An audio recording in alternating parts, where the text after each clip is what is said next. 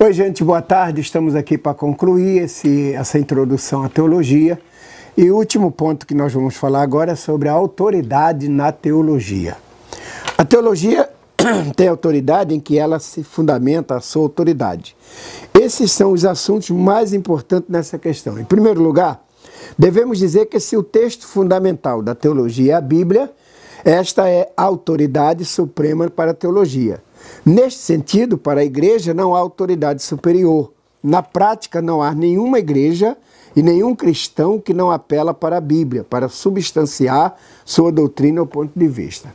A submissão incondicional ao ensino da Bíblia sempre tem sido ponto de referência para marcar a autenticidade de um cristão, distinguindo do membro de uma seita ou de outra religião.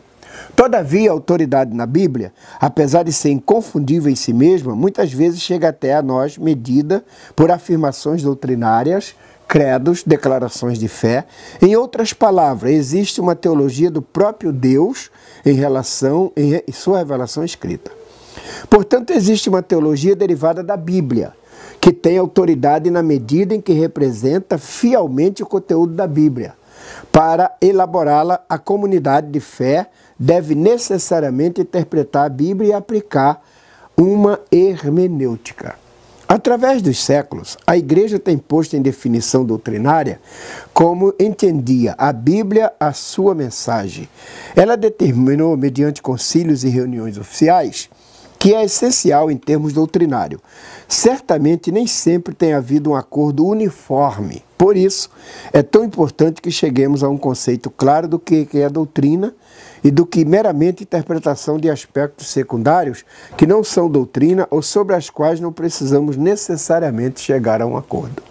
O que nós queremos falar é o seguinte: quando a gente estuda usando termos mais claros da Bíblia sobre fé, sobre teologia, sobre santidade, nós nos determinamos o princípio bíblico. Em segundo plano, nos credos, declarações de fé, essa autoridade, devemos dizer claramente, não pode ser igualada à autoridade da Bíblia. O próprio Barth fala da missão da igreja, insistindo na autoridade da Bíblia. Então, o grande teólogo Karl Barth, ele diz o seguinte: sua tarefa e missão é dizer ao mundo que não pode haver para ele outra palavra de Deus revelada, outra palavra autorizada em sentido estrito, outra forma de governo divino com obrigatoriedade absoluta como a Sagrada Escritura. Então, para Karl Barth, quando se trata de teologia em relação à Bíblia, ela é a autoridade suprema. Então, nós temos duas palavras, uma palavra escrita, chamada Bíblia, e uma palavra viva, chamada Jesus Cristo. A própria Bíblia vai dizer o seguinte: em princípio, criou Deus os céus e a terra. E lá diz assim: disse Deus, haja luz. A palavra estava lá. E o pregador e evangelista, apóstolo João, ele diz que Jesus é o Verbo era Deus, e o Verbo estava com Deus. E João diz: em princípio, tudo era Deus. Deus está em princípio de tudo. Então, Jesus é o princípio. Jesus é a palavra viva. Então, nós temos a Bíblia como autoridade básica, prioritária da teologia, e Jesus como a palavra viva. Então nós acreditamos na autoridade da teologia a partir do tema que seja relacionado, produzido, baseado, embasado na Bíblia. Quando vêm as teologias, os credos, os conceitos de instituições, de denominações, de concílios, de igreja, aí a gente precisa discutir um pouco isso para saber se isso está embasado na Bíblia ou se isso também tem a ver com os conceitos daquelas pessoas que decidiram que aquilo é bom para elas, mas necessariamente pode não ser bom para todos. Mas as questões bíblicas é para todos. Então é isso que a gente quer falar um pouquinho para vocês, concluindo neste período, é a autoridade da teologia.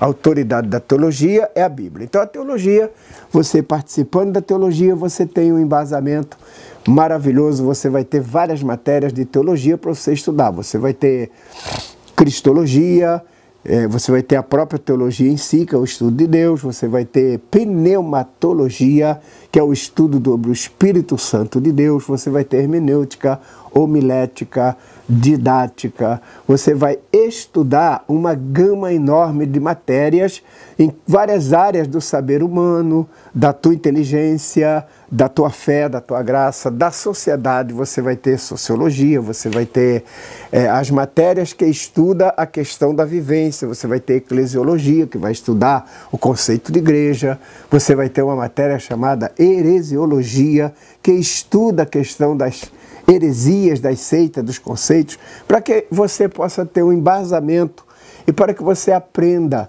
a não fazer divulgação de Bíblia sem você ter um embasamento basilar.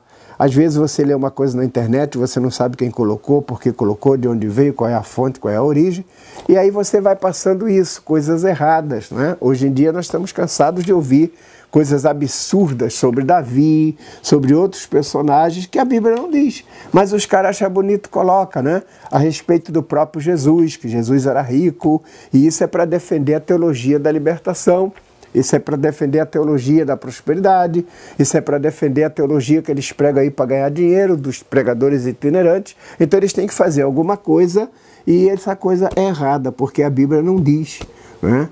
Essa pregação de que Jesus fazia isso, fazia aquilo, muitas vezes o que eles dizem, a Bíblia não diz. Se a Bíblia não diz, não é verdade. Um grande mestre, teólogo brasileiro, assembleano, chamado pastor Antônio Gilberto, já está com o Senhor, ele dizia uma coisa interessante, ele disse, quando a Bíblia não diz, eu prefiro ficar calado.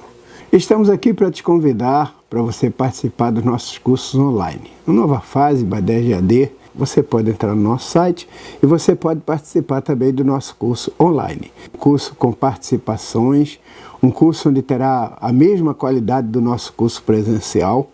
E se você quiser vir aqui nos visitar, estamos aqui à sua disposição. Aqui nós temos salas de aulas climatizadas e nós temos o nosso espaço maravilhoso para te receber, com um cafezinho, com um sorriso no rosto.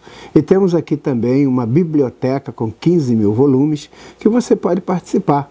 E você pode estudar aqui com a gente, e você pode participar do curso online e vir aqui tirar dúvidas, ler um livro, fazer uma pesquisa, sem nenhum problema. Estamos aqui para isso, para participar com vocês e convidando vocês para estarem conosco, para nos conhecer. Estaremos juntos, queremos te dar um abraço, queremos te dizer bem-vindo e Deus abençoe a tua vida e o seu trabalho no Ibadés, uma escola com 43 anos de existência e que agora está entrando nas novas modalidades, as modalidades da internet, dos cursos virtuais.